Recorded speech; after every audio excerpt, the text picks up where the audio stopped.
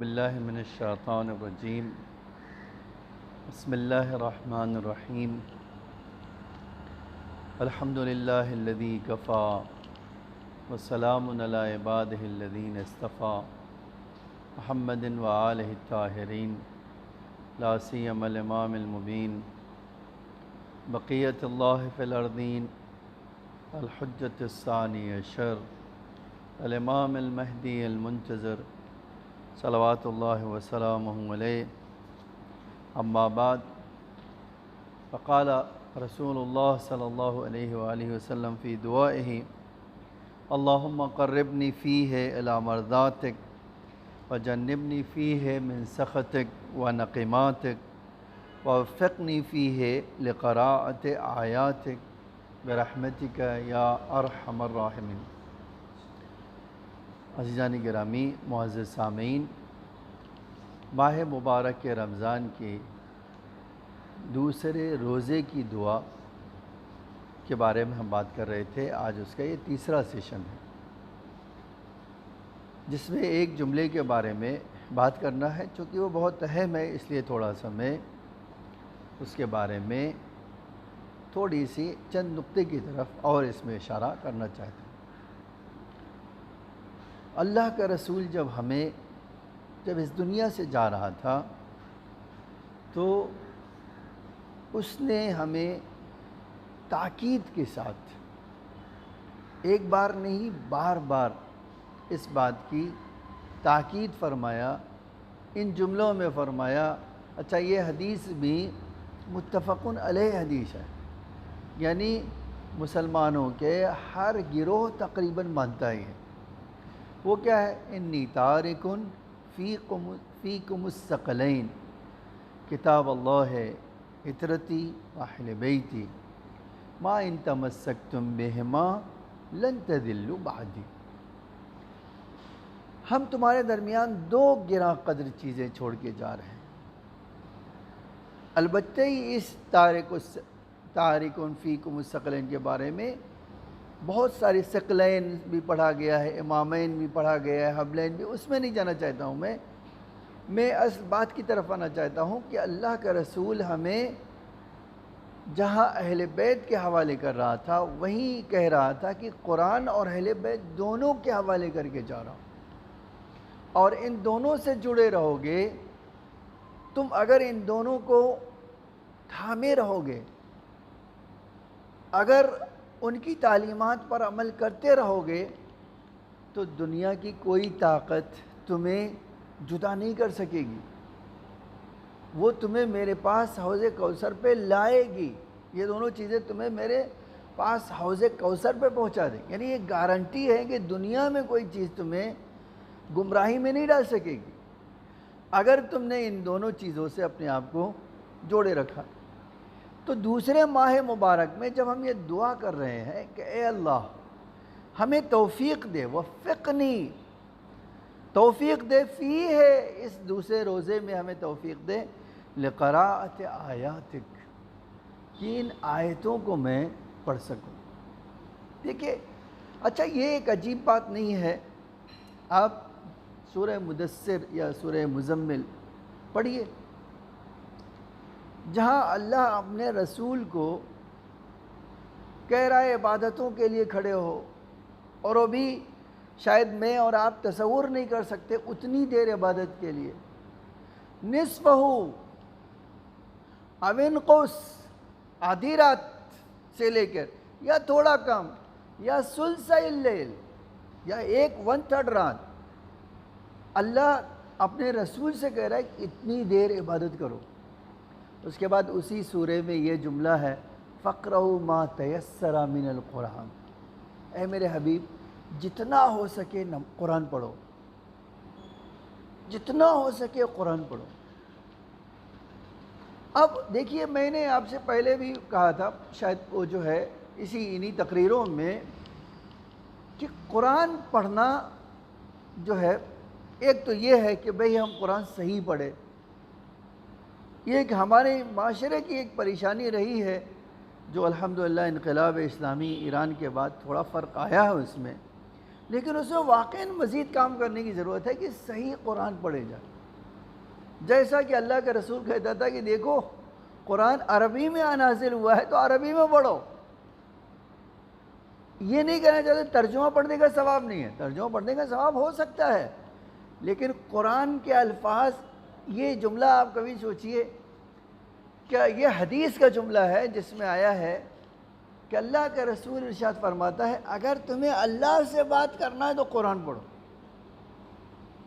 یہ جو الفاظ ہیں وہ اللہ کے ہیں، اللہ تم سے بات کر رہا ہے. اسی لیے کسی نے پوچھا تھا کہ مولا آپ نے خدا کو دیکھا ہے؟ تو فرمایا میں تو بغیر دیکھے خدا کی عبادت ہی نہیں کرتا ہوں. تو اس سے سوچا کہ امام کہہ رہے ہیں میں اپنی آنکھوں سے دیکھ سکتا ہوں. تو فرمایا نہیں، میں دل کی آنکھوں سے دیکھتا ہوں، اور قرآن جب پڑھتا ہوں تو خدا میرے سامنے تجلی کرتا ہے. دیکھیے یہ جو چیز ہے یہ بہت بلند معرف ہے کہ ہم قرآن سے اپنے آپ کو جوڑے رکھیں.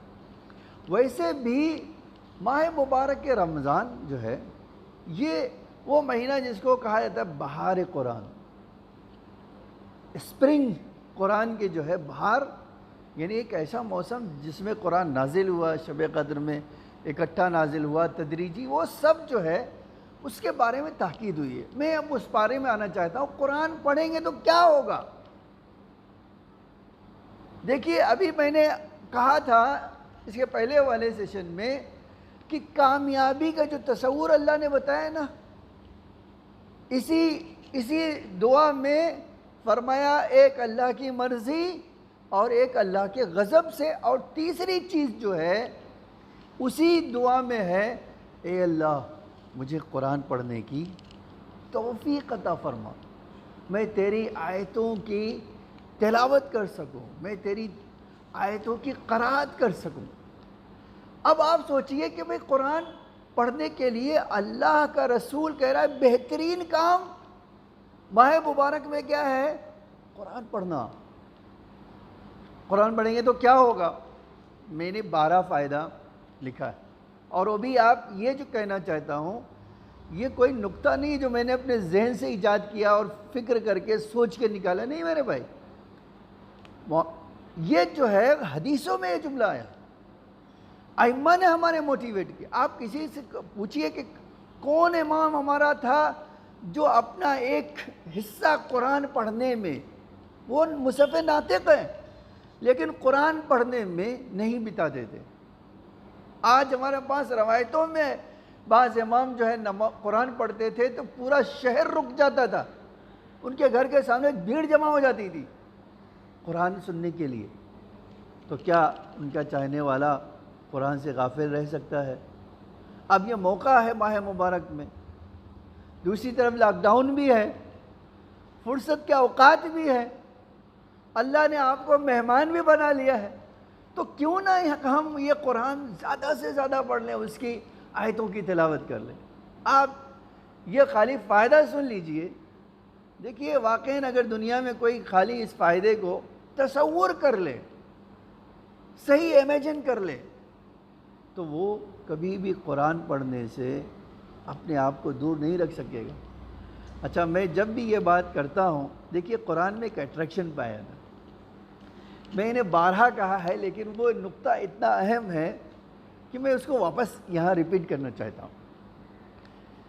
ہم جب کمبھ گئے تو قرآن پڑھنا تو ہم نے اپنے گھر میں سیکھا ہے، ہم نے مدرسے میں سیکھا ہے، ہم نے حوض علمیہ میں سیکھا ہے، لیکن قرآن اور بہتر سے بہتر پڑھنا یہ ہر آدمی کو شوق ہونا چاہیے کہ میں ایک کل جو پڑھتا تھا آج اس سے بہتر پڑھوں اور اس سے بہتر پڑھوں، یہ ہونا چاہیے انسان کے اندر.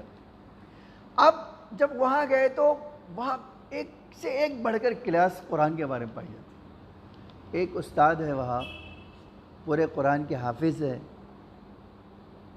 ان سے پڑھنے گئے تو کہنے لگے، انہوں نے پہلے جلسے میں کہا کہ دیکھو قرآن میں اٹریکشن ہے، اتنا زیادہ کشش ہے، جاذبیت ہے کہ اگر تم نے ایک بار اپنا دل قرآن سے لگا لیا نا تو کوئی تمہیں قرآن سے چھوڑا نہیں سکتا ہے، الگ نہیں کر سکتا ہے، لیکن شرط ہے کہ ایک بار تم اپنا دل قرآن کو دو.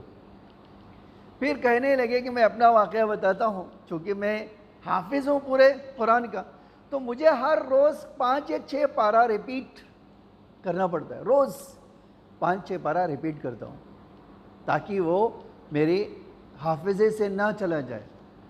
تو میں جب شادی کر کے آیا اور میری بیوی دیکھتی تھی کہ میں مسلسل قرآن قرآن قرآن، ایک دن اس نے آ کر کہا کہ بھئی 2 چیزوں میں سے ایک چیز کا انتخاب کر لو، یا قرآن یا میں، تمہیں میری ضرورت نہیں ہے تو مجھے چھوڑ دو، قرآن کو اپنا لو۔ تو کہ میں نے جب اس نے یہ کہا تو میں تھوڑا سا چونک گیا، اور میں نے بھی سوچا کہ شاید وہ صحیح بات کہہ رہی کہ میں ہر وقت اگر قرآن قرآن کروں گا تو میرے گھر میں کوئی اور بھی ہے۔ میں نے سوچا کیا کروں، میں کیا کروں، اس کا حل کیا ہے؟ تو بڑا عجیب حل ڈھونڈا میں نے کہا قرآن پڑھنا جانتی ہو؟ قرآن پڑھنا جانتی ہو؟ کہا میں قرآن پڑھ، کہا سناؤ مجھے ایک سورہ سناؤ، سورہ حمد پڑھ کے سناؤ۔ سنایا تو کہا میں اس کے بجائے کہوں کہ تم نے غلط پڑھا، یہ کیا وہ کیا، میں نے کہا اچھا میں پڑھتا ہوں، تم بتاؤ تم اچھا پڑھتی ہو یا میں پڑھتا ہوں؟ تو ایک ماسٹر ہو، جو ایک جس نے اس فیلڈ میں ہزاروں گھنٹے خرچ کیے ہو، جب اس نے قرآن پڑھ کے ایک سورہ سنایا تو کہا نہیں آپ بہت اچھا پڑھتے ہیں۔ تو یہ استاد توحیدی جو ہے انہوں نے کہا کہ دیکھو میں ایک کام کرتا ہوں، تم میری طرح پڑھ سکتی ہو، بس تھوڑا پریکٹس کرنے کی ضرورت ہے۔ تو کیا کریں؟ کہا میں ٹیپ ریکارڈ، اس زمانے میں چلتا تھا، میں ٹیپ ریکارڈ میں ریکارڈ کر دیتا ہوں، تم بار بار سنو، اور جب تم کو لگے کہ میں پڑھ سکتی ہوں تو تم خود ریکارڈ کر لو پڑھ کے، اور دیکھو میچ کرو کون سا اچھا ہے، تم خود جان جاؤ گے۔ کہتے میں نے ایک سورہ سکھایا، پھر روز 2 آیتیں سکھاتا تھا۔ کہتے یہاں تک ایک دن مجھے کہنا پڑا بھائی بس ہے، میری بھی خود کی لائف ہے کچھ۔ دیکھیے یہ ہے اٹریکشن قرآن میں۔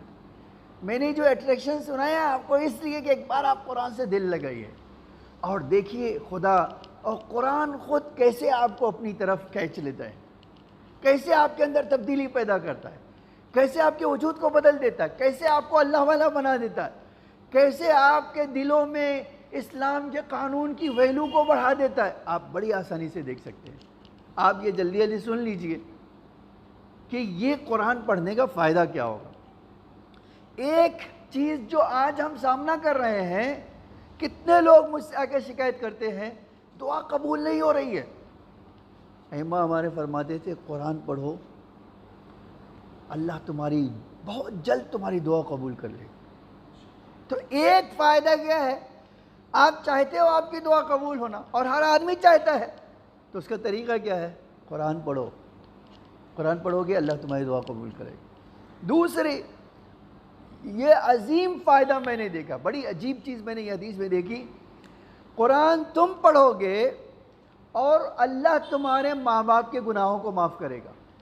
حتیٰ یہ جو کہہ دیا امام نے، بہت دیر تک میں سوچتا رہا کہ یہاں تک کہ اگر تمہارے ماں باپ کافر ہوں گے، وہ عذاب میں ہوں گے، تو تمہارے قرآن پڑھنے سے ان کا عذاب ہلکا کر دیا جائے گا۔ آپ دیکھیں کتنا عظیم فائدہ ہے۔ قرآن آپ پڑھ رہے ہیں، اللہ آپ کو بھی ثواب دے گا اور آپ کے ماں باپ کو، آپ کے ماں باپ کے گناہوں کو معاف کرے گا۔ یہ دوسرا وہ بھی حدیث میں آیا ہے۔ تیسری چیز حدیث میں ہے، قرآن پڑھو گے تو جس دن ہر آدمی قیامت میں حیران و پریشان ہوگا، لیکن تم پریشان نہیں ہوگے، تم قیامت کے عذاب سے، آپ اور میں قیامت کے عذاب سے محفوظ رہیں گے۔ یہ حدیث کا جملہ ہے۔ پھر فرمایا اللہ کے رسول نے سارے لوگوں کو مخاطب کر کے، اے لوگوں ایک زمانہ ایسا آ رہا ہے جب ہر طرف فساد پھیل جائے گا، ہر طرف فتنہ پھیل جائے گا، ہر طرف اندھیرا پھیل جائے گا، گھٹا ٹوپ اندھیرا تمہیں کچھ دکھائی نہیں دے گا۔ ایسے صورت میں تم اپنے آپ کو قرآن سے چپکا لینا۔ اگر تم قرآن سے اپنے آپ کو جوڑ کر رکھو گے، قرآن پڑھو گے، یہ قرآن تمہارے لیے اس فتنہ و فساد میں روشنی فراہم کرے گا، جس روشنی میں تم ان فتنہ و فساد اور تاریکی کو دور کر کے اپنے ہدف کو پالو گے، اپنے مقصد کو پالو گے، وہاں پہنچ سکو گے جہاں تم پہنچنا چاہتے ہو۔ تو ایک فائدہ، چوتھا فائدہ یہ ہے کہ انسان اس فساد و تاریکی سے باہر نکلنا چاہتا ہے، کیا کرو؟ قرآن سے جڑے رہو، قرآن پڑھو۔ پھر فرمایا قرآن ایک محفوظ قلعہ ہے۔ قلعہ کہتے ہیں کہ انسان جب کسی قلعے میں ہوتا، پہلے زمانے میں قلعہ جب بنایا جاتا تھا تو دشمن کے ہر حملے سے بچا لیتا تھا، بڑی بڑی فوجیں ناکام ہو جاتی، انسان اپنے قلعے میں گھس جاتا تھا۔ اللہ کا رسول فرماتا ہے یہ قرآن تمہارے لیے قلعہ بن جائے گا، تمہیں بچا لے گا۔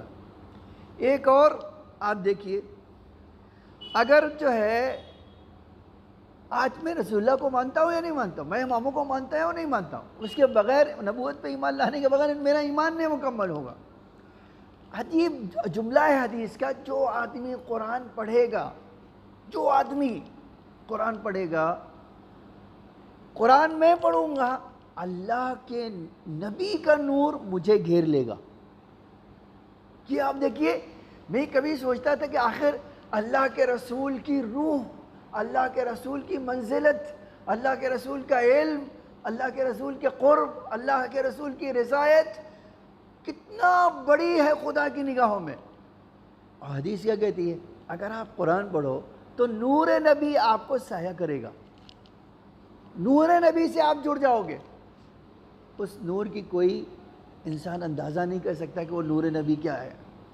ایک فائدہ یہ، چھٹا فائدہ یہ ہے کہ فرمایا جس طرح لوہے میں زنگ لگ جاتا ہے، لوہے میں مورچہ لگ جاتا ہے، اور آج طرح طرح کے کیا کرتے ہیں، کیمیکل لگاتے ہیں تاکہ وہ صاف ہو سکے، اس زنگ کو دور کر دیا جا سکے، مورچے کو دور کیا جا سکے۔ اللہ کا رسول کہتا ہے تم دنیا میں رہتے ہو تو تمہارے دل میں بھی وہ زنگ لگ جاتا ہے، تمہارا وہ تاریک بننے لگتا ہے۔ اگر چاہتے ہو کہ اللہ تمہارے پیور دل کو باقی رکھے، پاک و پاکیزہ رکھے، کیا کرو؟ قرآن پڑھو۔ یہ قرآن تمہارے دل کو تازگی عطا کر دے گا، نیو بنا دے گا۔ آج ہمارے بدن میں جو سب سے اہم چیز ہے وہ کیا ہے؟ ہمارا دل ہے۔ یہ دل اچھا ہے، سب اچھا ہے، اور اگر یہ دل خراب ہو گیا تو کچھ بھی اچھا رہنے والا۔ اللہ کا رسول کہہ رہا قرآن تمہارے دل کے زنگ کو دور کر دے گا اور اس کو پاک و صاف بنا دے گا۔ ایک اور فائدہ فرمایا، اگر کوئی آدمی قرآن پڑھتا ہے تو اس قرآن پڑھنے سے آسمان میں نور دکھائی دیتا ہے، جس نور کو دیکھ کے فرشتے کہتے ہیں یہ دیکھو وہ گھر ہے جس میں اللہ کا ذکر ہو رہا ہے، اللہ کی کتاب پڑھی جاتی ہے، اور فرشتوں کا نزول ہوتا ہے، اور جب فرشتے نازل ہوتا ہے شیطان بھاگ جاتا ہے۔ تو آپ دیکھیے جس گھر میں نور قرآن ہو، فرشتے کا نزول ہو، وہاں شیطان قریب نہیں آتا۔ آج یہ بھی جان لیجئے ہم اور آپ کا سب سے بڑا دشمن شیطان ہے۔ اگر مجھے بھگانا ہے تو آسان راستہ کیا ہے؟ میں قرآن پڑھوں۔ ایک فائدہ اور آپ دیکھیے، فرمایا اللہ سے بات کرنا ہے تو قرآن پڑھو۔ کتنی بڑی عظمت کی بات ہے۔ آج مجھے اگر کسی بڑے آدمی سے بات کرنا پڑتا ہے تو مجھے چند وسیلہ سورس لگا کر 1 منٹ 5 منٹ کا موقع ملتا ہے۔ آپ دیکھو انسانوں کو کتنا بڑا اللہ نے شرف دیا ہے کہ مجھ سے بات کرنا چاہتے ہو جب چاہو میری کتاب کھولو، مجھ سے بات کر لو۔ ایک 9واں فائدہ، اگر اللہ کی قرآن کی عظیم طاقت، آپ کہتے مجھے قرآن میں طاقت کیا ہے؟ یہ جملہ قرآن کا ہے۔ ہر چیز، ہر خشک و تر اللہ نے قرآن میں رکھا ہے، جو چاہیے وہ سب قرآن میں ہے، بالکل اسی طرح سے جو چاہیے اس کی طاقت اہل بیت میں ہے۔ اللہ جو ہے کہتے ہیں عظیم طاقت خدا کی دیکھنا چاہتے ہو قرآن پڑھو، قرآن کی عظیم طاقت سے جڑنا چاہتے ہو قرآن پڑھو۔ اس کے بعد یہ 9واں فائدہ تھا۔ 10واں فائدہ، قرآن کی تلاوت جتنا کرو گے اتنا تمہارے ایمان کا نتیجہ نکلے گا۔ دیکھیے ایمان اور ہے اور اس کا پھل اور ہے۔ حدیث کا جملہ کیا ہے؟ اگر چاہتے ہو کہ تمہارا ایمان تمہیں نتیجہ دے، پھل دے، تو کیا کرو؟ قرآن پڑھو۔ جتنا قرآن پڑھو گے اتنا تمہارا ایمان پھلدار ہوگا۔ اس کے بعد ایک یہ میرے لیے اور آپ کے لیے سب سے زیادہ ضروری ہے، فرمایا قرآن جتنا پڑھتے رہو گے اتنے تمہارے چھوٹے بڑے گناہوں کا کفارہ ہوتا رہے گا، تمہارے گناہوں کا کفارہ ہوتا رہے گا، اور تم اللہ کے عذاب سے محفوظ رہو گے۔ اور آخری فائدہ ذکر کے بعد مکمل کر لیتا ہوں۔ امام صادق علیہ السلام نے فرمایا، چاہتے ہو کہ تمہاری آنکھوں کا نور کبھی کمزور نہ ہو، یہ نور ہمیشہ تمہاری عمر کے ساتھ، آپ جانتے ہیں جیسے جیسے عمر بڑھتی ہے ڈاکٹر کے پاس جائیے، 40 سال کے ہو گئے چشمہ لگا لو، یہ کہا جاتا ہے۔ اور امام کیا فرماتے ہیں؟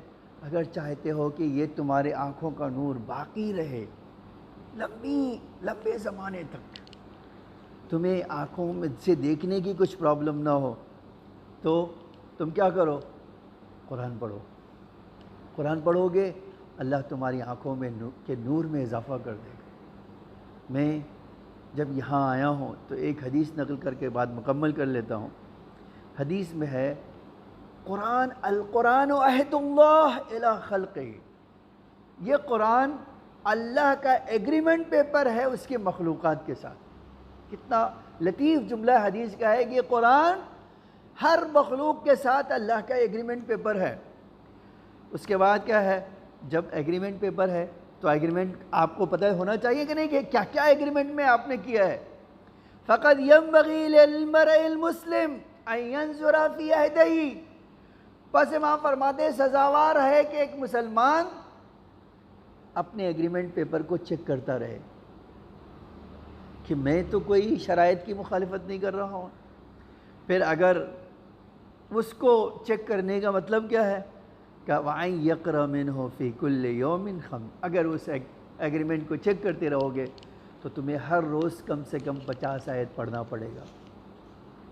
آپ بڑے اور میں چالاک ہیں، کبھی ایسی بات ہوتی ہے کہتے ہیں اچھا ہم تو نماز میں پڑھ ہی لیتے ہیں۔ یہ نماز میں پڑھنے کی بات نہیں ہے، نماز سے الگ پڑھنے کی بات ہے۔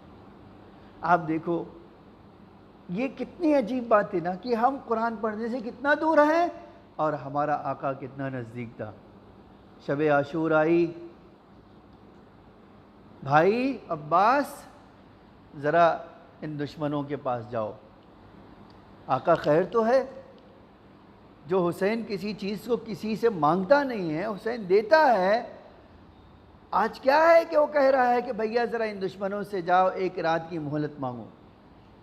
بھیا جاؤ تو صحیح۔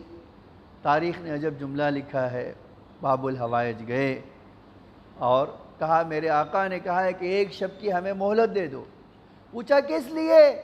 کہا اس لیے کہ ہم قرآن پڑھنے سے عبادت کرنے کا شوق رکھتے ہیں۔ آپ دیکھو زندگی کی آخری رات ہو اور امام کیا کہہ رہے ہیں؟ بھیا تاکہ ہم نماز پڑھ سکیں، تاکہ ہم قرآن کی تلاوت کر سکیں۔ لوگوں نے تانا بھی دیا لیکن امام نے اس تانے کو برا نہیں مانا، کہا نہیں میں قرآن پڑھنا چاہتا ہوں۔ اور آج ہمارے پاس تاریخ ہے گواہ کہ اصحاب حسینی کے خیموں سے قرآن پڑھنے کی آواز بلند ہوئی، مناجات کرنے کی، اور آقا ایک وقت آیا کہ مناجات کرتے کرتے خیمے سے باہر نکلے۔ ہلال کہتے ہیں کہ میں امام کے پیچھے ہو لیا، ایک مرحلے پہ مجھے کھانسی آئی اور امام متوجہ ہو گئے، پلٹ کے دیکھا، کہا ہلال تم ہو؟ کہا آقا میں ہوں۔ کہا میں نے دشمنوں کے ڈر سے آپ کی اجازت کے بغیر آپ کو تنہا جانا پسند نہیں کیا، تنہا چھوڑنا پسند نہیں کیا، آقا مجھے معاف فرمائیں کہ میں آپ کی اجازت کے بغیر آ گیا۔ امام نے کہا نہیں ہلال اگر آ گئے ہو تو آؤ ہمارے ساتھ۔ اب جب ہلال آگے بڑھے تو امام ایک ایک مقام پہ رکتے ہیں۔ میں ایک جملہ خالی نقل کر کے بات ختم کرنا چاہتا ہوں۔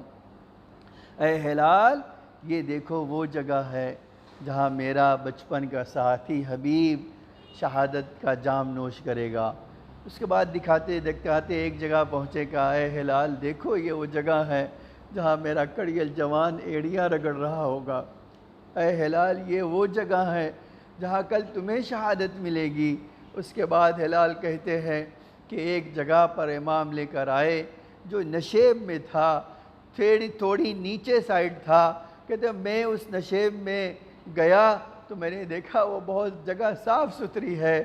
میں نے کہا آقا یہ کون سی جگہ ہے؟ کہا ہلال ذرا کان لگا کے سنو، تم خود جان جاؤ گے کہ یہ کون سی جگہ ہے۔ اب جب ہلال نے کان لگایا تو پلٹ کے فرمایا آقا ارے میں کسی کے رونے کی آواز سن رہا ہوں۔ کہا ہلال پہچانو یہ ہماری دکھیاری ماں ہے۔ اے ہلال کل یہی وہ جگہ ہوگی جہاں تمہارا امام گھوڑے سے گرے گا اور شہادت کا جام نوش کرے گا۔ الا لعنت اللہ علی القوم الظالمین سیعلم الذین ظلموا ای منقلب ینقلبون۔ الہی بحق زہرا و ابیہا و بالہا و بنیہا و شر المستودع فیہا بعدد ما احاط بہ علمک۔ اے اللہ ہمارے اس مختصر سی عبادت کو قبول فرما۔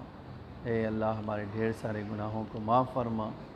اے میرے معبود اس برکت والے مہینے میں ہم سب پر اپنی رحمت و مغفرت نازل فرما، ہماری حاجتوں کو معصومین کے صدقے میں قبول فرما۔ اے اللہ تجھے محمد اور آل محمد کا واسطہ تمام مومنین کو اس آفت سے محفوظ، اس بلا سے محفوظ فرما۔ جو بیمار ہونے شفاء عاجل و کامل عطا فرما۔ ہماری اموات پر اپنی رحمت و مغفرت نازل فرما، ان کے درجات کو بلند سے بلند تر فرما۔ اے اللہ تجھے محمد اور آل محمد کا واسطہ امام زمانہ علیہ السلام کے ظہور میں تعجیل فرما۔ آقا کے ظہور کے لیے زمین کو ہموار فرما، ہم سب کو آقا کے حقیقی غلاموں میں شمار فرما۔ ہماری اموات پر اپنی رحمت و مغفرت نازل فرما، ان کے درجات کو بلند سے بلند تر فرما۔ اے اللہ ہمیں نور آل محمد سے مزین فرما، ہمیں حج و زیارت کی توفیق عطا فرما۔ اے اللہ دنیا میں مومنین جہاں بھی نرغِ اعداء میں ہیں، اے اللہ ان دشمنوں کے شر سے انہیں محفوظ فرما اور سازش کرنے والوں کی سازشوں کو ناکام فرما۔ اس دنیا میں محبت اہل بیت اور آخرت میں شفاعت اہل بیت نصیب فرما۔